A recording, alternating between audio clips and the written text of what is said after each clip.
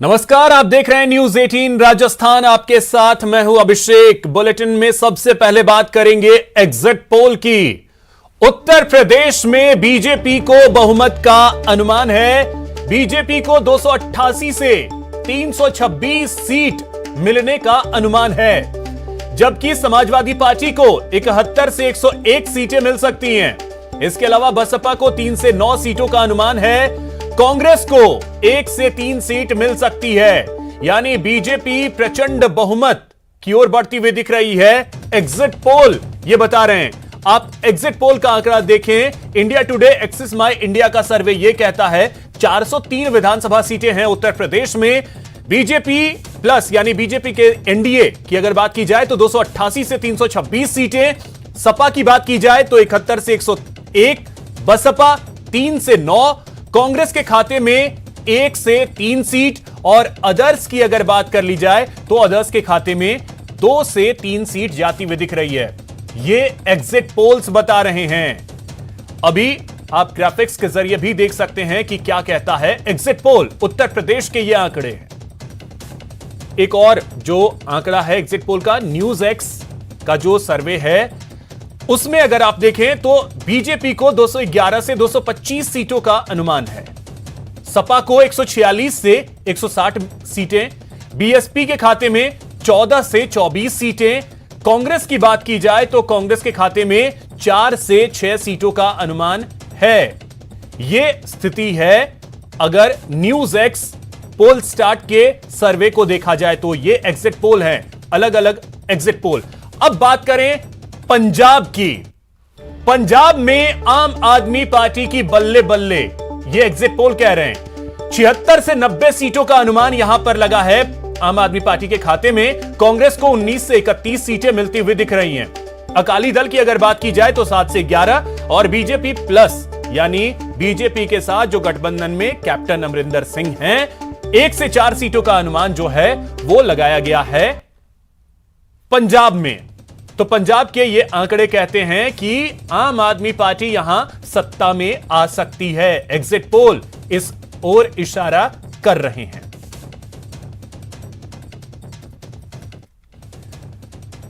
तो क्या स्थिति है वो हम आपको दिखा रहे हैं। पंजाब में अगर आप देखें आम आदमी पार्टी के खाते में 76 से 90 सीट, कांग्रेस के खाते में महज 19 से 31 सीटें, यानी सत्ता यहां से जाती हुई दिख रही है कांग्रेस की।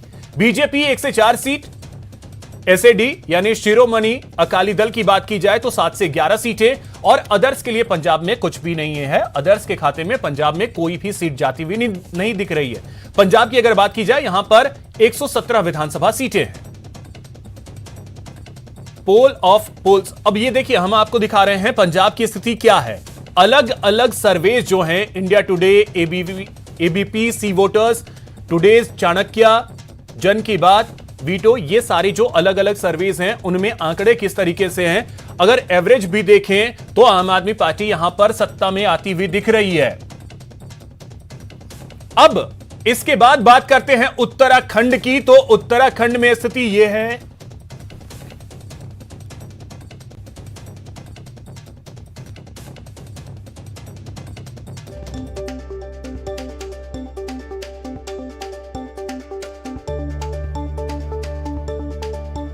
तो उत्तराखंड की स्थिति अगर आप देखें तो यहां पर सी वोटर का जो एग्जिट पोल है वो ये कह रहा है कि कांग्रेस को यहां पर 32 से 38 सीटें मिल सकती हैं। बहुमत का आंकड़ा जो उत्तराखंड में है वो 36 है। अब ऐसे में यहां पर देखें तो कांग्रेस बहुमत के आंकड़े को छूती हुई दिख रही है। बीजेपी को यहां झटका लग सकता है। पुष्कर सिंह धामी को यहां पे झटका लगता हुआ दिख रहा है। 26 से 32 सीटें बीजेपी के खाते में जाती हुई दिख रही हैं। अन्य की अगर बात कर ली जाए तो महज 3 से 9 सीटें अन्य के खाते में। कुल 70 सीट हैं उत्तराखंड में। कांग्रेस यहां सरकार बनाती हुई दिख रही है। सी वोटर का एग्जिट पोल यही इशारा कर रहा है। तो आप देखिए, ग्राफिक्स के जरिए हम आपको उत्तराखंड की स्थिति बता रहे हैं। यहां पर कुल 70 विधानसभा सीटें हैं कांग्रेस के खाते में। एग्जिट पोल के हिसाब से 32 से 38 सीटें बहुमत का जो आंकड़ा है उसे पार करती हुई दिख रही है कांग्रेस। बीजेपी की बात की जाए तो बीजेपी के खाते में महज 26 से 32 सीटें बहुमत के आंकड़े से पीछे रह रही है बीजेपी।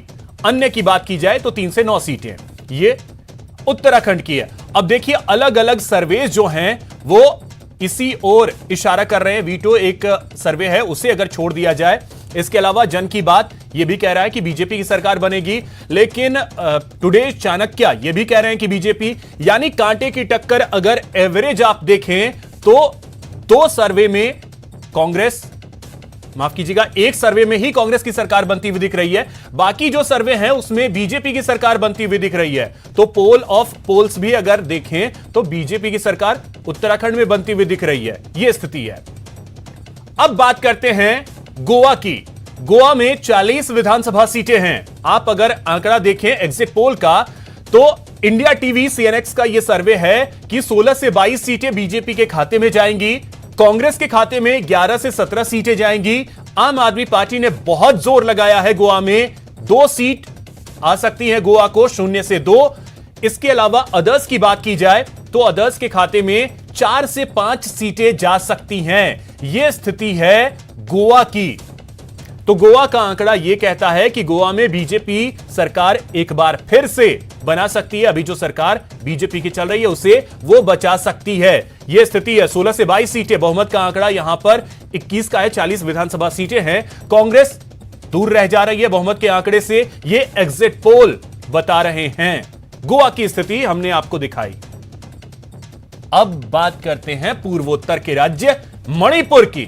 मणिपुर का आंकड़ा यह कहता है कि यहां पर भी बीजेपी सरकार बनाने वाली है। एग्जिट पोल यह कह रहे हैं 60 सीटें हैं मणिपुर में, 26 से 31 सीटें, बहुमत का आंकड़ा जो है उसे बीजेपी छू रही है। 31 सीटों की जरूरत है बहुमत के लिए। कांग्रेस की बात की जाए 12 से 17 सीटें, एनपीएफ 2 से 6 सीटें, एमपीपी 6 से 10 सीटें और अदर्स के खाते में अगर देखा जाए तो 3 से 6 सीट अदर्स के खाते में जाती हुई दिख रही है। यह एग्जिट पोल है इंडिया टीवी सीएनएक्स का, जो यह कह रहा है कि मणिपुर में बीजेपी सरकार बना सकती है अगर यही नतीजे आते हैं तो। लेकिन नतीजों का इंतजार करना होगा। नतीजे 10 मार्च को आएंगे। अभी एग्जिट पोल यह इशारा कर रहे हैं कि बीजेपी की सरकार मणिपुर में बन रही है। यह एग्जिट पोल बता रहे हैं 26 से 31 सीटें बीजेपी, 12 से 17 सीटें कांग्रेस के खाते में। तो यह बात हो गई मणिपुर की। तो सभी जो 5 राज्यों की स्थिति है वो हमने आपको दिखाई कि क्या कुछ कहते हैं इन 5 राज्यों के एग्जिट पोल।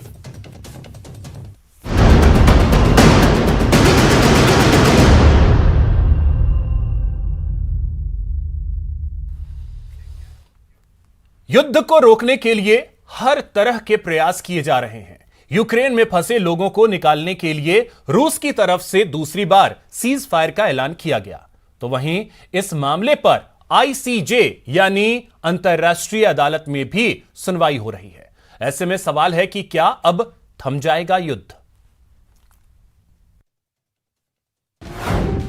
जंग को रोक पाएगी आईसीजे की सुनवाई।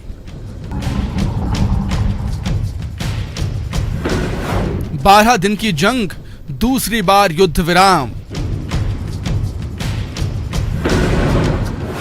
तीसरे दौर की बातचीत में बनेगा काम। युद्ध पर विराम या लगाम।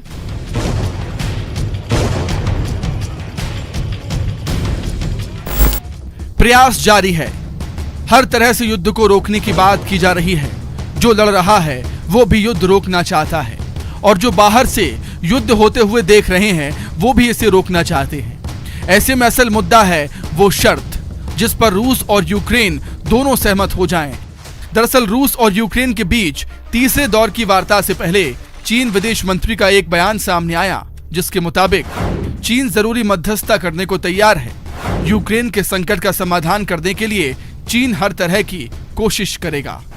चीन का रेड क्रॉस जल्द ही यूक्रेन में सहायता भेजने जा रहा है। रूस के साथ चीन की दोस्ती अभी भी चट्टान की तरह अडिग है। इधर पीएम मोदी ने रूस और यूक्रेन दोनों के राष्ट्रपति से बात की। पहले यूक्रेन के राष्ट्रपति जेलेंस्की से बात की। करीब 11:30 बजे दोनों के बीच बातचीत हुई। 35 मिनट तक ये बातचीत चली, जिसमें यूक्रेन में पैदा हुई युद्ध की स्थिति पर चर्चा हुई और इसके अलग अलग आयामों पर विचार किया। पीएम मोदी ने रूस और यूक्रेन के बीच जारी सीधी बातचीत की सराहना की। प्रधानमंत्री मोदी ने यूक्रेन में फंसे भारतीय नागरिकों को निकालने में मदद करने के लिए राष्ट्रपति जेलेंस्की को धन्यवाद दिया।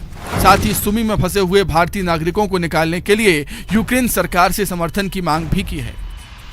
यूक्रेन के राष्ट्रपति जेलेंस्की से बात होने के बाद सोमवार को ही पीएम मोदी ने दोपहर 1:30 बजे रूस के राष्ट्रपति पुतिन से भी बात की। दोनों नेताओं के बीच करीब 50 मिनट तक लंबी बातचीत हुई, जिसमें पीएम मोदी ने राष्ट्रपति पुतिन से राष्ट्रपति जेलेंस्की के साथ सीधी बातचीत करने का आग्रह किया। राष्ट्रपति पुतिन ने यूक्रेन के सुमी शहर से भारतीय नागरिकों को सुरक्षित निकालने में सहयोग का आश्वासन दिया। पीएम मोदी ने रूस की ओर से सीज फायर घोषणा के लिए राष्ट्रपति पुतिन की तारीफ की। बता दें कि भारत की चिंता यूक्रेन के सुमी शहर में फंसे अपने नागरिकों को निकालने की है, जिसको लेकर राष्ट्रपति पुतिन ने कीव, सुमी, खार्किव और मारियोपोल में युद्ध विराम का ऐलान किया है। वहीं रूस और यूक्रेन के बीच चल रहे युद्ध को लेकर हैग स्थित ICJ यानी अंतर्राष्ट्रीय अदालत में भी सुनवाई हो रही है। 2 दिनों तक चलने वाली इस सुनवाई से रूस ने दूरी बना ली। वहीं सुनवाई के दौरान यूक्रेन ने बताया कि जंग की वजह से 20 लाख लोगों ने अपना देश छोड़ दिया। साथ ही आशंका जताई है कि अगर लड़ाई चलती रही तो 40 लाख से ज्यादा लोग यूक्रेन से चले जाएंगे। यूक्रेन ने कहा कि अगर ICJ रूस को रोकने में नाकाम रहा तो इससे यूक्रेन को जो नुकसान होगा उसकी भरपाई कभी नहीं हो पाएगी। इसके अलावा यूक्रेन ने आरोप लगाया कि अगर ICJ ने अभी दखल नहीं दिया तो ये आखिरी मामला नहीं होगा। रूस का आक्रमण यूक्रेन के साथ खत्म नहीं होगा। यूक्रेन हर दांव चल रहा है, हर ओर से रूस पर दबाव बनाने की कोशिश कर रहा है।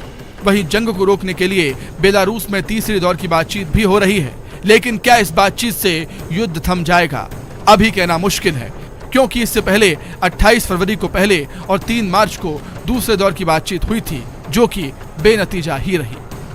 Bureau report, news 18 network.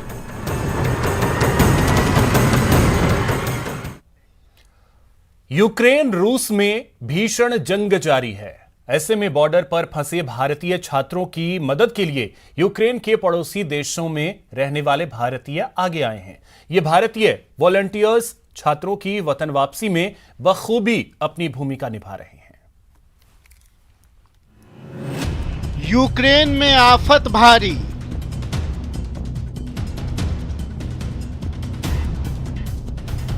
बमबारी और बर्बादी।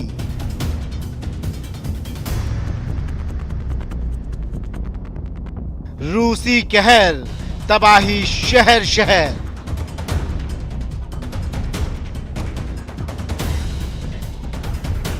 वॉलंटियर्स को आवाज लगाई, अपनों की वतन वापसी कराई। अपने तो अपने होते हैं। ये बमबारी, ये बर्बादी, ये तबाही, ये विनाश, नॉन स्टॉप वॉर, यूक्रेन में हाहाकार। रहें तो कैसे रहें, न जाने कब आसमान से आफत बरसे, न जाने कब जमीन जल उठे। सबको आगे आना है, अपनों को सकुशल भारत वापस लाना है। हंगरी में दूतावास की आवाज पर भारतीय वॉलंटियर्स भी आगे आए, अपनों के लिए दिल खोलकर मदद भी साथ लाए। अपनी मास्टर थीसिस, PhD थीसिस लिखने वाले बच्चे दिन रात एक करके बिना सोए, बिना खाए, बिना पिए हमारे छात्रों की मदद कर रहे थे, और उन सारे बच्चों के चेहरे पे एक बार भी मैंने सिकन नहीं देखा।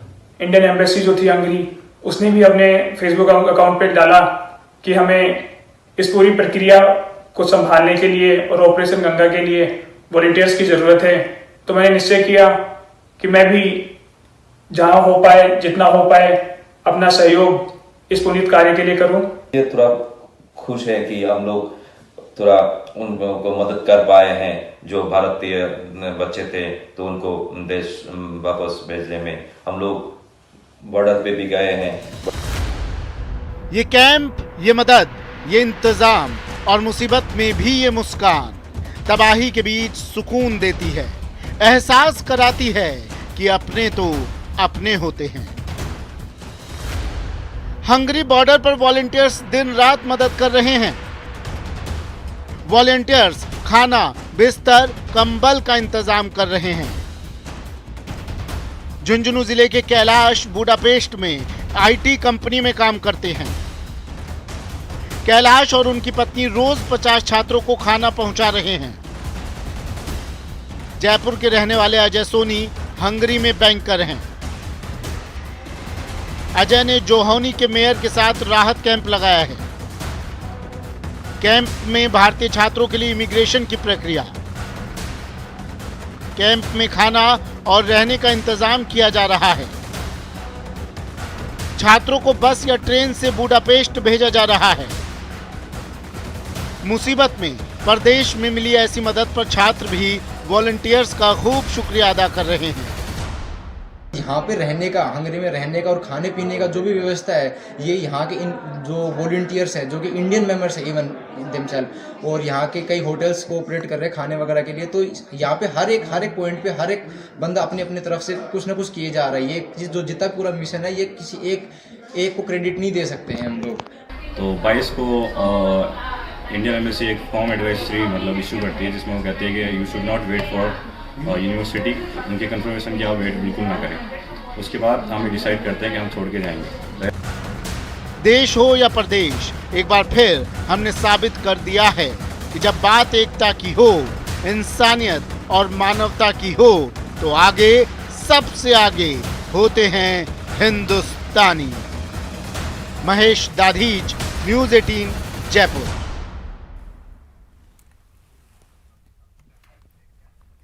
यहां रुकेंगे एक छोटे से ब्रेक के लिए। ब्रेक के बाद देखिए धर्मांतरण पर सदन में संग्राम।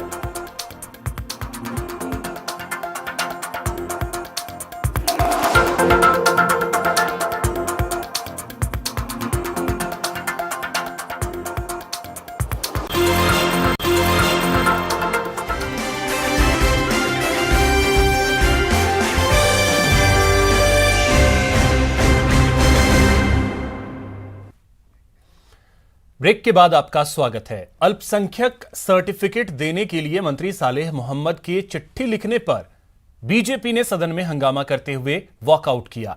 नेता प्रतिपक्ष गुलाब चंद कटारिया और बीजेपी विधायक शंकर सिंह रावत ने ध्यानाकर्षण प्रस्ताव के जरिए सदन में मामला उठाया।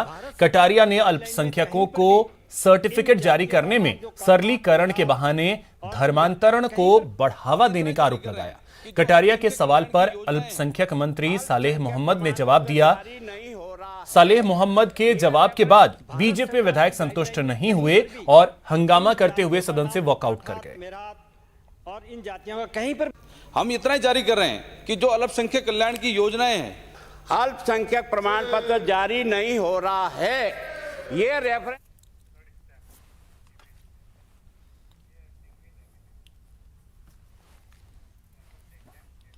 बीजेपी विधायक प्रताप सिंह सिंघवी ने पूर्व सीएम वसुंधरा राजे को लेकर बड़ा बयान दिया है। प्रताप सिंह सिंघवी ने कहा कि बीजेपी में वसुंधरा राजे के कद का कोई दूसरा लोकप्रिय नेता नहीं है। बीजेपी विधायक का दावा है कि राजे के जन्मदिन पर 1 लाख लोगों का जनसैलाब उमड़ेगा, जिसमें प्रदेश के बड़े नेता भी शामिल होंगे।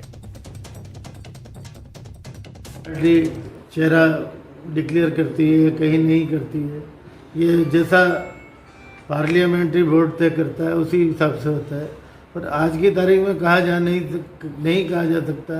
पर यह बात सही है कि वसुंधरा जी के कद का भारतीय जनता पार्टी में राजस्थान में कोई नेता नहीं है। मैं ये कह सकता हूँ कि इस प्रकार का जन्मदिन हाड़ौती में आपको जिस प्रकार से उत्साह से मनाया जाएगा वो आपने पहले कभी नहीं देखा होगा। फिलहाल इतना ही। नमस्कार।